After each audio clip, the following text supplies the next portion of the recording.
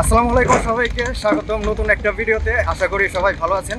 আজকে আমি যাচ্ছি বুড়িগঙ্গা নদীর তীরে অবস্থিত প্রাসাদ আহসান মঞ্জিলে, যেখানে বসবাস করত ঢাকার নবাব ও তার পরিবার। তো চলুন দেখে আসি সেই নবাবদের প্রাসাদ। এখন আমি আছি আহসান মঞ্জিলের বাহিরে। এখান থেকে টিকিট কেটে ভিতরে ঢুকতে হবে।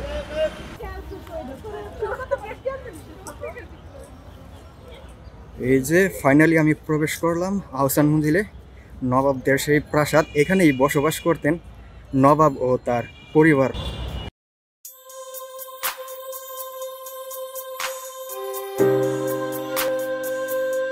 ইতিহাস থেকে জানা যায় অষ্টাদশ শতাব্দীর মাঝামাঝি সময়ে জামালপুরের জমিদার শেখ এনায়েতুল্লাহ আহসান মঞ্জিলের বর্তমান স্থানে রংমহল নামে একটি প্রমোদ ভবন তৈরি করেন। পরবর্তীতে তার মৃত্যুর পরে তার পুত্র শেখ মতিউল্লাহ রংমহলটি ফরাসি বণিকদের কাছে বিক্রি করে দেন। এরপরে এটি বাণিজ্য কুঠি হিসেবে দীর্ঘদিন পরিচিত ছিল। তারপর 1830 সালে বেগম বাজারে বসবাসকারী নবাব আব্দুল গনির পিতা খাজা আলিমুল্লাহ এটিকে ক্রয় করে এখানে বসবাস শুরু করেন। আমি এখন দাঁড়িয়ে আছি আহসান মঞ্জিলের ঠিক সামনে। আমার পিছনে দেখতে পাচ্ছেন এই প্রাসাদটি। চারপাশে প্রাকৃতিক সৌন্দর্যের মাঝখানে দাঁড়িয়ে আছে এই লাল প্রাসাদটি, যা দেখতে খুবই সুন্দর লাগছে। আপনারা যদি এখানে বাস্তবে এসে নিজ চোখে এটিকে না দেখেন, তাহলে এর প্রকৃত সৌন্দর্য কিছুতেই অনুধাবন করতে পারবেন না।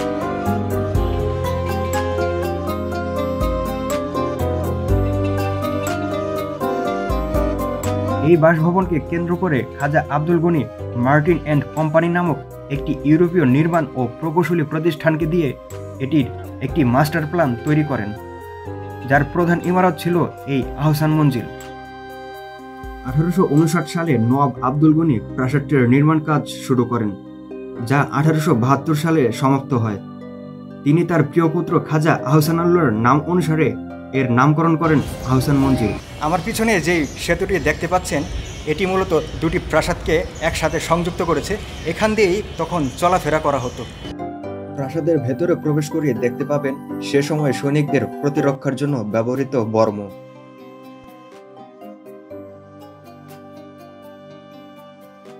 তারপর বারান্দা পেরিয়ে পৌঁছে যাবেন একটি কক্ষে। এখানে শাসকদের সম্পর্কে তথ্য ও তাদের শাসনামল সম্পর্কে জানা যায়।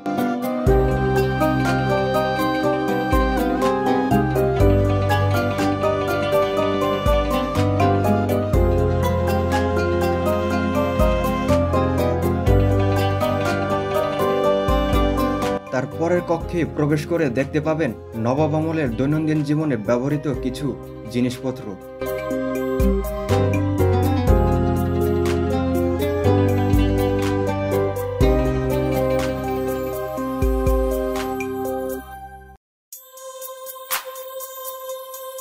আর এখানে রয়েছে আরেকটি বর্ম।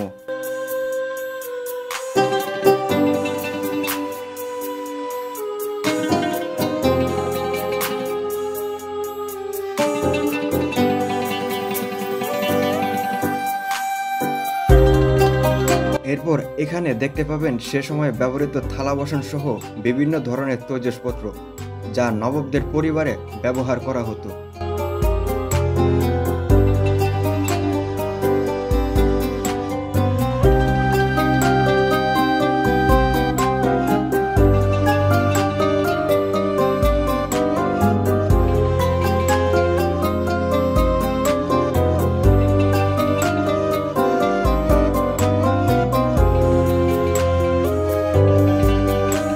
এরপর এখানে এসে দেখতে পাবেন বিশাল একটি ডাইনিং হল, যা দেখেই বোঝা যায় রাজকীয় আভিজাত্যের ছাপ। টেবিলের উপরে প্লেট, পানপত্র, কাঁটা চামচগুলো সহ অন্য জিনিসগুলো খুব সুন্দরভাবে সাজিয়ে রাখা হয়েছে।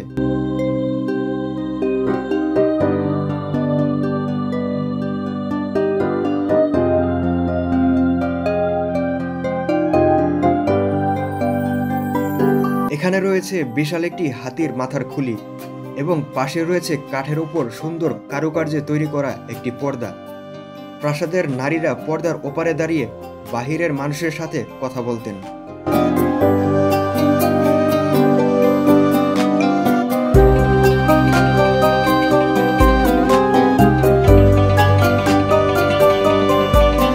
সামনের দিকে এগিয়েই দেখতে পাবেন এই রাজকীয় সিঁড়ি এবং সিঁড়ির পাশে দেয়ালেই দেখতে পাবেন কিছু ঐতিহাসিক অস্ত্র যেগুলো প্রতিরক্ষার জন্য ব্যবহার করা হতো।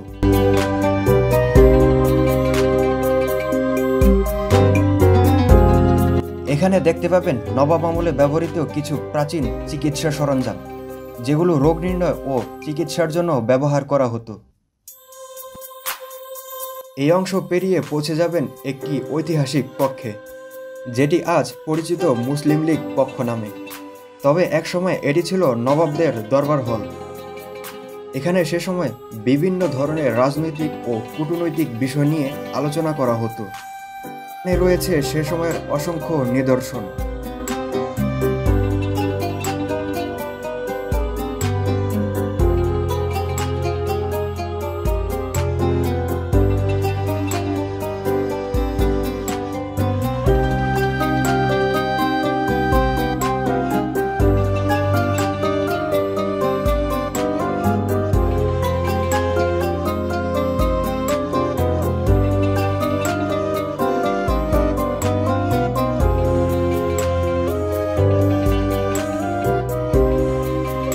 মুসলিম লীগ কক্ষের পাশে রয়েছে একটি কক্ষ যেখানে রয়েছে স্নুকার খেলার টেবিল, যা তখন রাজকীয় পরিবারই পাওয়া যেত।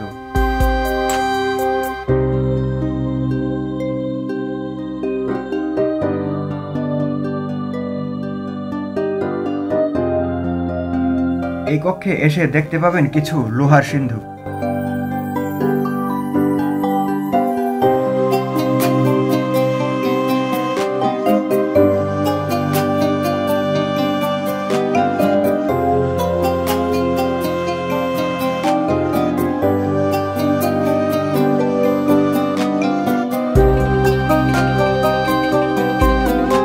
আর এই সিন্ধুকের পেটের মধ্যে রয়েছে 89টি ছোট সিন্ধুক।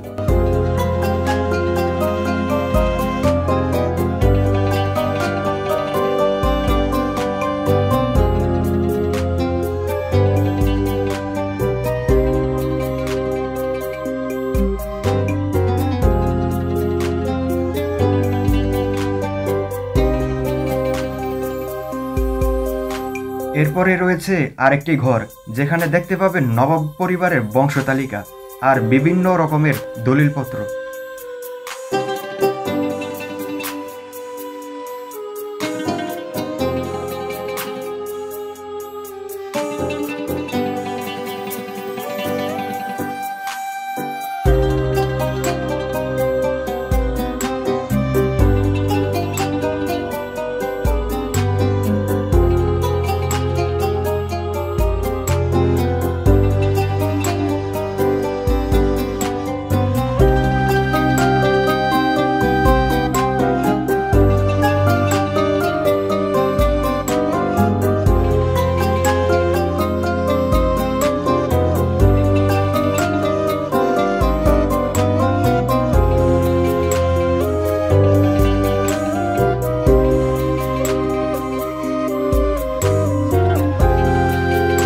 এখানে এসে আপনারা দেখতে পাবেন হাতির দাঁত দিয়ে তৈরি বিভিন্ন সামগ্রী।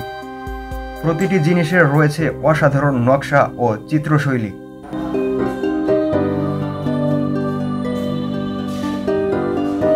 এই নবাব বাড়ির নবাব খাজা সলিমুল্লাহ ঢাকা বিশ্ববিদ্যালয় প্রতিষ্ঠার ব্যাপারে ব্যাপক ভূমিকা পালন করেন। নবাব স্যার সলিমুল্লাহ ঢাকা বিশ্ববিদ্যালয় প্রতিষ্ঠার জন্য প্রায় 600 একর জমি দান করেছিলেন, কিন্তু আফসোস এই যে তিনি তার জীবদ্দশায় ঢাকা বিশ্ববিদ্যালয়ের প্রতিষ্ঠা দেখা যেতে পারেননি। 1915 সালে তিনি মৃত্যুবরণ করেন।